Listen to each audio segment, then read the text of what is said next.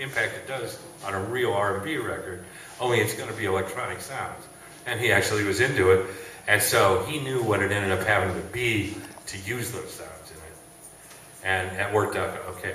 That one worked out fine. And you know, there were others earlier that were what they were, and some people think they're just great, but at the time they weren't what we were hearing. In the back, please. In the back. Hello. Yeah. What musician or musicians most influenced your playing? Everybody better than me, I guess. That's a lot of instruments. That's a lot of people. And so yeah, if you hear somebody do something, you go, damn, how come I can't do that? You kind of have to learn how to do it. But we were never into flash. We like to keep everything nice and basic. We figured it's the combination of parts that makes things work often. Yeah, case in point, like Satisfaction, none of that stuff is anything. It's all little weird, picky things, but when it comes all together, it's like, still, what is that? And, kind of a reggae, electronic, backwards drum thing. And it didn't take any musicianship whatsoever. We like it that way. Yes? A couple of years ago, when Jerry was here, he told us what he thought was his wildest road story. Perhaps you could share with us. Oh, God, let me see. Did it have to do with 3 girls, maybe? Or was it? It wasn't about food, I guarantee you. Oh, wildest road story. Boy, I haven't thought about that. Jerry didn't have his wife here.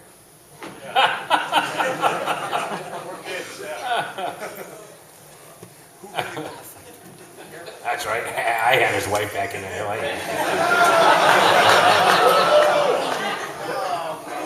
Okay. Okay, let's leave the road story. If I think of one, yeah. What was it like working with Roy Thomas Baker on Oh No, Steve? Oh, the most fun part was watching him eat Argentinian pizzas. Every day he ordered this thing called an Argentinian pizza. The thing was like this thick, and it had a lake of oil on the top. And he would get the thing every day and sit there in front of the console while we were recording and just eat the whole thing. I mean, he just covered with it. So it was really fun. And then he was a pretty fun guy, and he giggled a lot.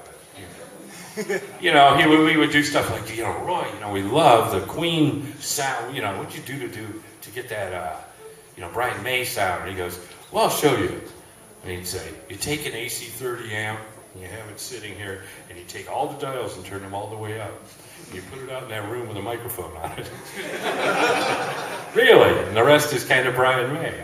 Huh? We were hoping it didn't matter if we were that good. But, turns out to be, yeah.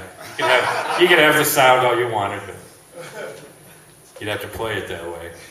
And he used to go, he liked working in this particular room in LA. It was a Cherokee studio. And he wanted to be in this one room because in order for him to know if the kick drum was okay, he had to stand in front of the console in the corner of the room, put his hand on the very corner of the glass.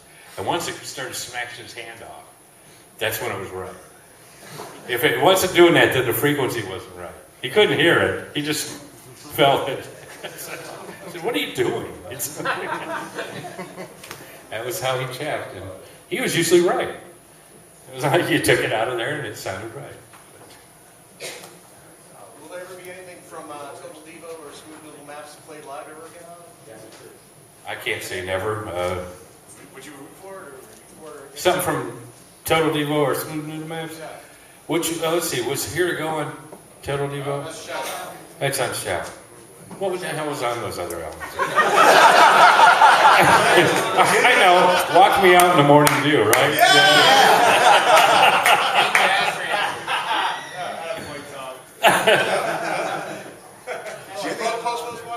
Jimmy was on there, yeah. Jimmy's in a wheelchair. Don't Be Cruel, right?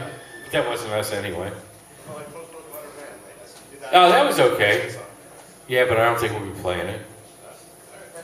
Because we are postmortem men now. And I don't know. You know, I'm not the only one who gets to decide, but I'm thinking I might be the only one who would even consider it. Bob, Yep. any contact with Alan Myers? Yeah. Well, I've seen him. He has a band. He has a band right now, playing some kind of world-style music, and he's still very good. But no contact in terms of, hey, guy, let's do something. You know, when he was done, he was done. And so, and I'm sure it'll stay done.